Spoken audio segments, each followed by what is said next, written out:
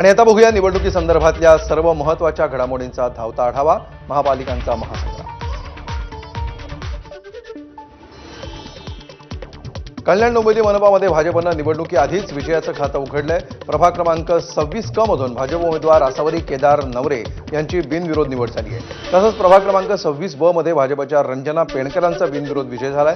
प्रभाग क्रमांक 18 अ मधून रेखा चौधरी यांची बिनविरोध निवड झाली आहे. रेखा चौधरी या विश्व हिंदू परिषद आणि बजरंग दलाच्या कार्यकर्त्या आहेत. रेखा चौधरी यांचा विजय हा हिंदुत्वाचा पहिला विजय अशी प्रतिक्रिया भाजपनं दिली आहे.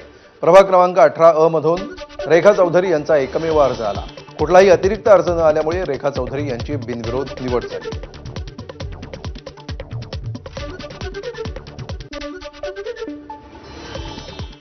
आणि यानंतर आपण थेट जाणार आहोत शिवतीर्थावर. आदित्य ठाकरे हे राज ठाकरेंच्या भेटीसाठी पोहोचलेले आहेत.